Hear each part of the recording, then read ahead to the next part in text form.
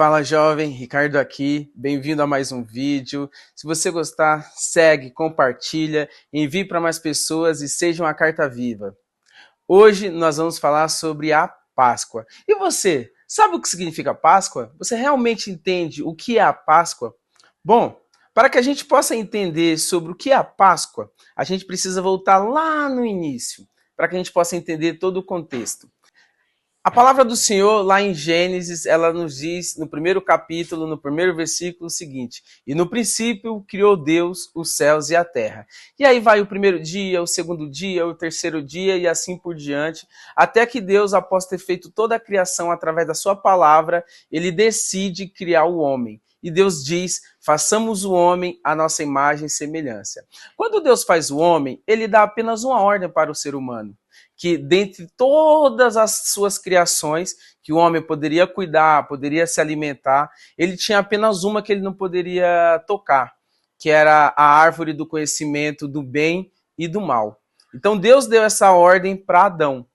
Porém, quando o Senhor fez das costelas de Adão Eva, a serpente conversa com Eva e induz Eva ao engano, ao erro. E Eva vai lá e come do fruto proibido. Eva come do fruto proibido e dá ao seu marido Adão. Na virada do dia, como era de costume, o Senhor desce até a terra para se relacionar com o humano, com o homem. Porém, quando Deus desce e procura por Adão, pergunta: Adão, cadê você? E Adão, ele está escondido. Sabe por que Adão está escondido? Porque o Adão cometeu o primeiro pecado, a desobediência. E quando a gente entende que a gente pecou, normalmente a gente faz isso, né? A gente se afasta da presença de Deus, mesmo Deus vindo para falar conosco, sabe? E aí, o Senhor, ele fala para a mulher que multiplicaria-se as dores no seu parto, fala para o homem que do suor do seu rosto é onde o homem vai ganhar o seu pão, e fala para a serpente o seguinte, que a serpente ela rastejaria sobre o seu ventre, e diz que o Senhor colocaria inimizade entre o fruto da serpente e o fruto da mulher, e que esse fruto, que seria um filho, esmagaria a cabeça da serpente. Então essa é a primeira promessa que Deus traz para a humanidade sobre um resgate. Não esqueça, a gente está falando sobre a Páscoa, mas a gente tem que entender o porquê da Páscoa. E aí passa tempo e mais tempo e a humanidade vai se multiplicando, até que Deus ele encontra um homem chamado Abrão. Quando Deus encontra Abrão, Deus chama Abrão para uma grande obra. E aí fala assim: Abrão, olha para as estrelas lá do céu, você pode contá-las? E Abrão: não, Senhor. Abrão, tá vendo a areia da praia? Você pode contar? E ele fala: não, Senhor. Pois é, Abrão. Assim será a sua descendência, e todas as famílias da terra em ti serão benditas. Então aí tem mais uma promessa de Deus sobre a minha, sobre a sua vida. E aí passa um tempo, Abraão tem um filho chamado Isaac. Isaac tem dois filhos, um chamado Esaú e um chamado Jacó. Jacó é escolhido por Deus. E aí, Jacó ele acaba enganando o seu irmão, ele foge, ele casa, ele tem filhos. E quando Jacó está voltando com a sua família de novo para sua terra, lá ele tem medo do seu irmão. E aí o anjo do Senhor aparece até Jacó e eles brigam durante a noite toda, porque Jacó queria uma bênção. E aí até que o anjo pergunta para Jacó: Jacó, ele não fala Jacó, né? Ele fala: qual é o seu nome? Ele fala Jacó, e o anjo fala: não, seu nome não vai ser mais Jacó, seu nome será Israel. Então, quando Jacó volta para essa terra aqui, volta ele, os seus filhos, e aí a família começa a trabalhar, começa a crescer, até que um dos filhos de Jacó, chamado José, ele tem um sonho.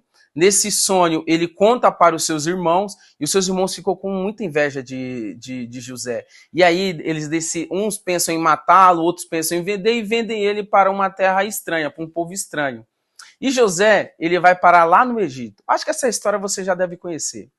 Lá no Egito, José, ele começa a prosperar, ele começa a Deus, através da vida dele, mostrar a obra que o Senhor tem sobre a vida de José e sobre a vida dos seus irmãos, através da vida de José e de toda a sua família. até que vem toda a fome, o faraó chama José, José revela um sonho para faraó, e aí a família de José, sabe, seus irmãos que o venderam, ele reencontra com sua família e tem aquele quebrantamento, tem aquela reaproximação. E aí então, para a terra de Egito, descem aproximadamente 70 almas, que é o povo agora de Israel. E o povo ele fica lá dentro do Egito por muitos anos. Por quê? Porque Faraó era amigo de José. Só que aí passa ano e vai ano e entra Faraó e José já morreu. E aí a gente chega ao cabo de 430 anos. Dentro desses 430 anos, Deus escolhe um homem no meio de Israel. Por que Deus escolhe um homem no meio de Israel? Porque o povo de Israel, naquele momento, se encontra em escravidão. Quando o povo está no auge da escravidão, Deus escolhe um homem chamado Moisés para levar o povo daquela escravidão. E aí, nesse usar de Deus sobre a vida de Moisés, o Senhor decreta sobre o Egito 10 pragas. Passa a primeira, passa a segunda e passa a terceira. Todo o Egito, mais o povo de Israel, acaba sofrendo as consequências daquelas pragas. Porém, a partir da quarta praga, o Senhor já cria uma separação entre o povo de Deus e o Egito. E cada vez mais o coração de Faraó ele fica endurecido, sabe? Mesmo Moisés falando com ele junto com Arão, mas nada cede. Ele sempre fala que vai libertar o povo para que o povo possa adorar, e quando chega na grande hora, Deus coloca mais ainda dureza dentro do coração e Faraó retém a liberdade do povo. E aí nós entramos na 10ª praga, que é a morte dos primogênitos. Só que, para isso, Deus ele tem um plano para o povo de Israel.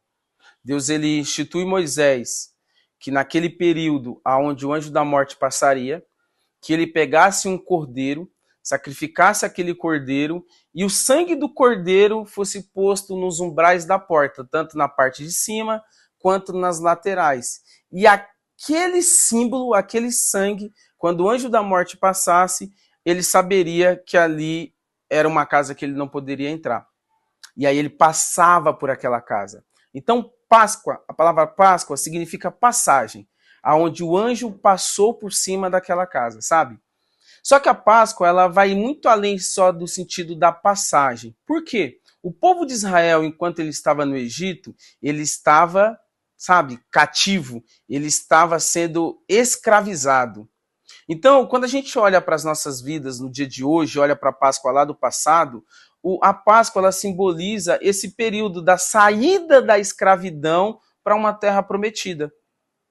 Então, a Páscoa, além dessa passagem que o primogênito de Israel ele foi poupado naquele período, ele significa também essa passagem. Bom, além dessa passagem, que eu já expliquei o que a Páscoa significa, ela tem um significado mais profundo, que é a da libertação da escravidão que o povo se encontrava.